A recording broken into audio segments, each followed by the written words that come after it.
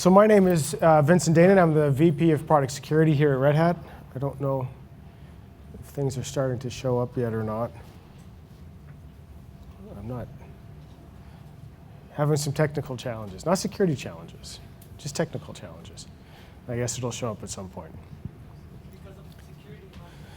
It might be because of security. It is too secure. It is so secure. I'm not. Oh, there we go. It's not that secure after all.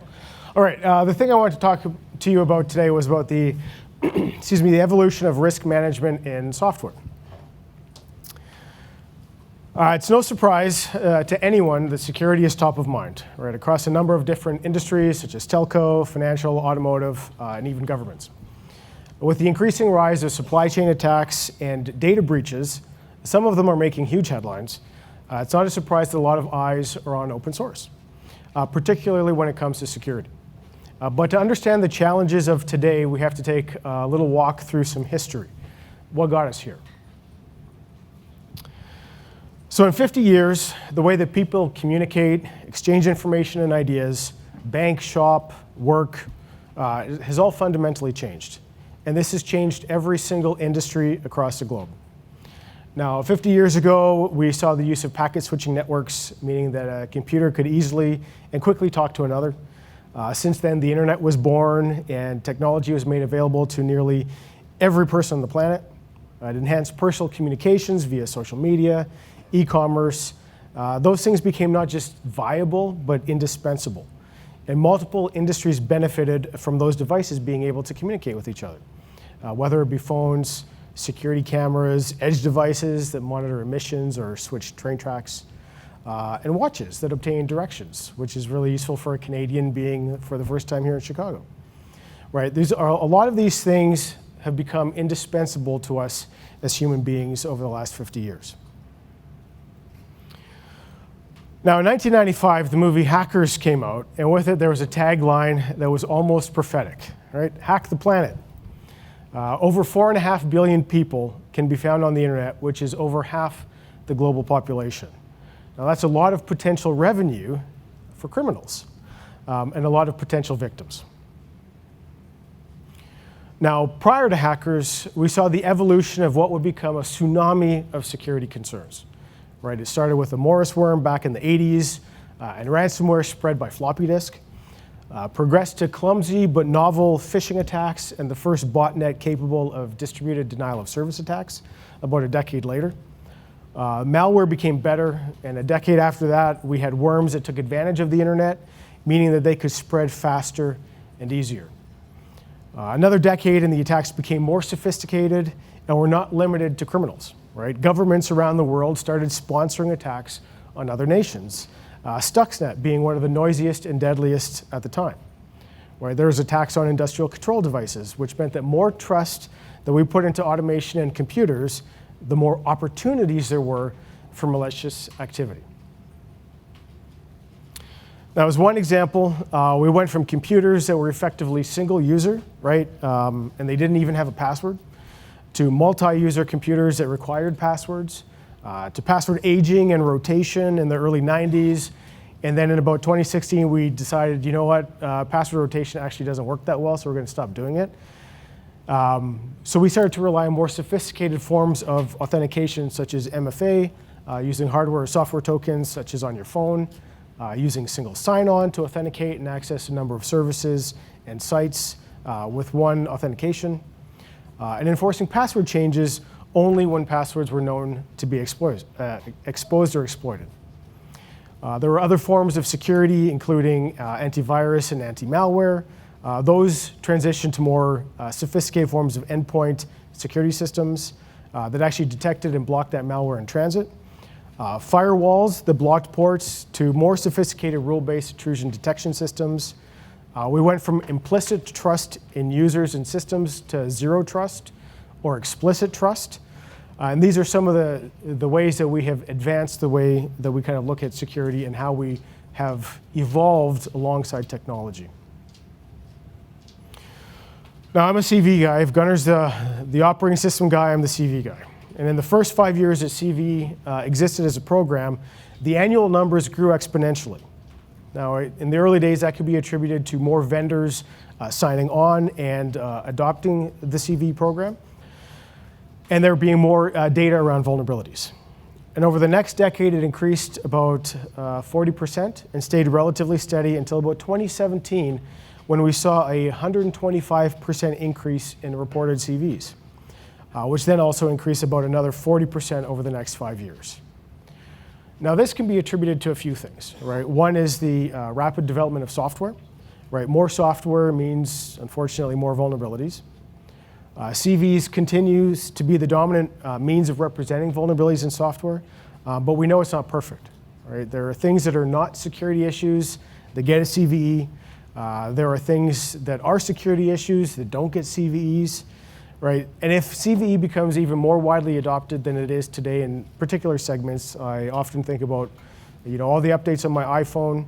Not a single one of them has a CVE referenced, for any of the apps that are on there, but I guarantee you that if they actually used CVE, they would show up. So if we saw that explosion of CVs coming, if we started actually using CV properly across all industries, particularly mobile applications. So the number of exploited vulnerabilities, it's another data point to look at. Per CIS's known exploited vulnerabilities database, showed that exploitation grows alongside the number of vulnerabilities, but not to the same extent as the vulnerabilities themselves. And when we look at risk, the number of vulnerabilities is a useful metric, but it's actually not that useful. Right? As one example, in 2005, there were just under 5,000 CVEs reported, and only one was known to be exploited. But not everyone who used that software was actually exploited, including those who were using the vulnerable version. So there's a slew of other factors that determine whether or not you might be a victim, right? Things like network topology, other security technologies that may or may not be deployed, such as firewalls, IDS systems, et cetera. Knowing where the software lived and what it did are also important factors. Those are all very important considerations to whether or not a vulnerability is actually going to turn into something that's exploited. So even then, with the number of CVs over that 20-year period growing at a ridiculous rate, the amount of available software grew as well, right? But those exploitation rates stayed relatively steady. It's only about 1% of known vulnerabilities that were ever exploited. And even a smaller percentage of companies or individuals were compromised globally, even though they may have used that software. So it's easy to focus on the technology and look for fixes in technology, right? But the real things to think about are pretty clear when you actually look at the source of data breaches. Now, Verizon actually puts out a really good data breach report paper every year. And it shows that breaches through software exploitation are single-digit events. The exploitation through people and processes are the sources of the vast majority of breaches, right? Things like phishing, spoofing, weak passwords, misconfigurations, et cetera. And I also put that lack of patching for when patches are available squarely in the people and process bucket. It's not a technology problem because the patches are available. It's the application of those patches, and that's a people and process problem. Challenge, not problem, challenge. So if we take a look at the Verizon report that was released last year, even though they noted that the exploited vulnerabilities were up compared to previous years, the number of breaches caused by exploited software continues to be quite small. Only about 7% of breaches were attributed to an exploited vulnerability. The 2023 report actually shows a decline, and that number is about 5% now. So the largest contributors to breaches continue to be stolen credentials, business email compromise, phishing campaigns, improperly configured software, or human exploitation versus software exploitation. And those are the top contributors of successful data breach.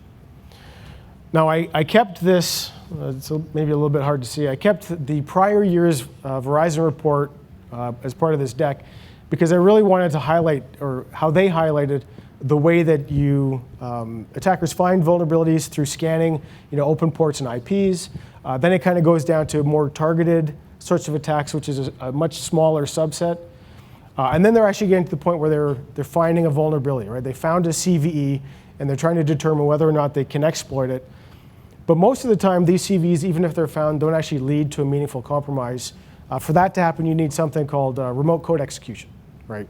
And that comes down to an even smaller amount. So if you're looking at the number of attackers doing the scanning versus the number of remote code executions that are actually occur, it's really, really small. So I want to take a look at some of the actual data from Red Hat's Product Security Risk Report. We produce this report on an annual basis. Now, these numbers tell us a few important things, right? Now, I don't believe you can ever call any software totally secure. I believe this actually demonstrates that open source is quite trustworthy. It also highlights that while there might be a lot of CVEs in open source, these numbers are for Red Hat software in particular, most of them actually don't get exploited, right? So in our point of view and in our world, it doesn't make sense to patch everything, right? As one example, we had about 1,100 CVEs that were rated moderate last year, and only 2 of them were known to be exploited. So let's assume a conservative number of, say, $1,000 to fix every single vulnerability, right? That's the cost incurred to the end user who has to download, test, deploy, all of those software updates. So the cost is in terms of staff time, compute power, et cetera, and that $1,000 number is quite conservative. The cost is probably quite higher, but I don't like math, and this just makes it easy, right? So if we're patching to avoid a security breach or event, which is the sole purpose of applying a security fix, right? The total cost to each customer in 2022 would be $1.6 million to fix around 1,600 issues. And if we break it down further into severity types, we have a better idea of that cost to avoid each exploitable vulnerability. So for example, we had 19 critical CVEs. 2 of them were exploited, which means that it costs about $19,000 to fix 19 CVEs and prevent 2 possible exploitation issues. So our cost to avoid those 2 issues is about $9,500 each. And that cost to avoid is based on fixing every issue, because you can never tell which one of them is going to be exploited, right? But we do know that in the case of criticals, if they are exploited, it's actually going to incur severe outcomes. In the same way we look at the important vulnerabilities, right? They had, where are they? 276,000, 3 of them were exploited, or about 276. 3 of them actually got exploited. The cost to avoid is $92,000 for each of those. Again, I kind of look at these as, that's the cost of doing business, right? When you're looking at critical and important vulnerabilities, those are the ones that, if they're exploited, are going to cause the most severe damage, hence the rating, right? So those are reasonable costs of doing business to correct those. I do not have the right deck here. It did not get updated. So I'm going to try to, I'm missing a couple highlighted colors here. So when we're looking at this, the big thing to keep in mind here is when we're looking at all the vulnerabilities, right? You're looking at low vulnerabilities, none of them were exploited. So if we're going to pay that cost of $1,000 per vulnerability to correct the low vulnerabilities, we just burnt $275,000. Now, a low vulnerability by definition is not going to yield significant results, right? If an attacker is going to exploit it, they're really not going to gain anything, right? Hence why they're called low. When you look at moderates, those are the ones that are a little bit more contentious, right? A moderate vulnerability could be exploited. It might cause some damage, but it's usually going to cause a limited amount of damage.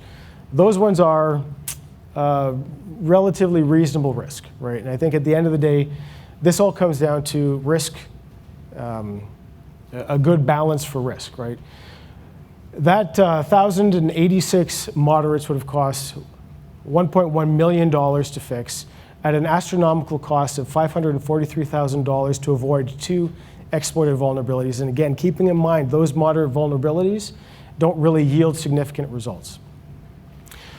And I kind of look at this as from the all risky versus all not risky, right? So if we kind of aggregate the criticals and importance versus the moderates and lows, at Red Hat, we always fix the critical and important vulnerabilities. It's a no-brainer. Those are fixed across the entire lifecycle. It doesn't matter if you're on the latest version. an extended update supported version will always fix the criticals and importance. You don't even have to ask. So those ones out of the 290 criticals and importance, you're looking at 5 of them were exploited out of those 290. Average cost to avoid $59,000 each. That's a reasonable cost. When you're looking at the not risky vulnerabilities, it's $1.3 million at a cost of $680,000 each to avoid 2 that aren't going to yield meaningful results. My proposition is we save all of you $679,000 by focusing on the 2 exploited vulnerabilities as a matter of course. Now, one of the policies that Red Hat has is that if there is any vulnerability, irrespective of severity, if we find out that it's being exploited in the wild, we're going to fix it. We actually treat it like a critical vulnerability and get that fix out as quickly as possible. So that cost to avoid that one exploited vulnerability that really didn't mean that much in the first place, but out of an abundance of caution, we're going to fix it, costs $1,000 versus $680,000. So that's our policy. But I think there's a better way of looking at all of these things because we have a number of customers who feel that compliance demands that everything comes off their list. How many of you have run those scanning reports, from, we'll talk about ACS, but, Prisma, Trivi, Palo Alto, all of those. You come up with this huge list of CVs. Your security team is like, hey, I don't want to see any. These all have to come off, right? I am hoping to arm you with some data that you can go back to those security teams and say, it is really expensive to fix all of these things for no purpose at all. We are throwing money away. Our position across all of our products, again, fix every single critical and important, and fix every single exploited vulnerability, irrespective of severity. But I think that we have to look at a better balance between patching security issues and also innovation and stability, right? The whole reason why you're all here, a number of people are using Red Hat products or open source in general is because it affords certain benefits that proprietary software doesn't provide, right? There's the ability to contribute, there's the ability to influence, there's the digital transformation and scale, right? And just the rapid development model that is so near and dear to our hearts as open source enthusiasts, right? Those are the reasons you chose open source. You didn't pick open source because it was the most secure thing. I mean, I think it's pretty good. If you look at CIS's KEV list, and I looked at this a little while ago just out of curiosity, the number of proprietary software that's being exploited dwarfs the number of open source software in that list. If you don't believe me, go look at their list. The majority of it is proprietary, not open source. The innovation and stability is the real reason why people are choosing open source. So it's clear that an exclusive focus on software patching itself as a way to mitigate risk is both inefficient and expensive, right? Now that thinking was fine 40 years ago when there wasn't nearly as much software, right? There were less vulnerabilities, it was easy to patch everything, but today we just can't keep up, right? I mean, sorry, let me rephrase. We could keep up if that's all that we wanted to do, right? If all we wanted to do was to install software. But we don't install software just to patch it, right? No one here has a business model based on updating software, right? We want to do something with that software. Our business model is based on using that software for a purpose. And we chose open source because it advanced that purpose. It gave us that speed, that flexibility, that digital transformation, all of these things. It wasn't to fix security issues, right?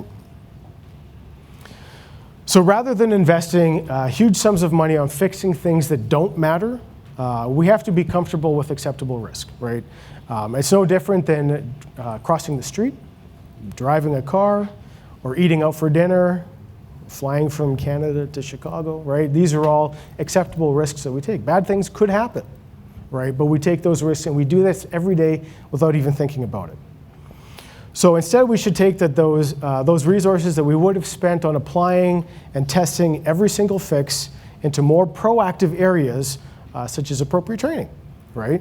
And technologies that make our reliance on humans less because we make mistakes, right? That old saying, to err is human, to really foul things up takes a computer, right? A little bit backwards.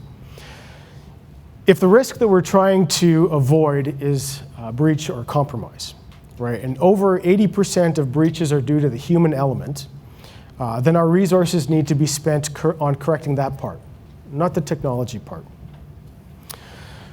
And again, at Red Hat, our policy is, again, to correct every single critical and important because we know that those ones pose the most risk. So in our risk calculation, criticals and importance, no-brainer.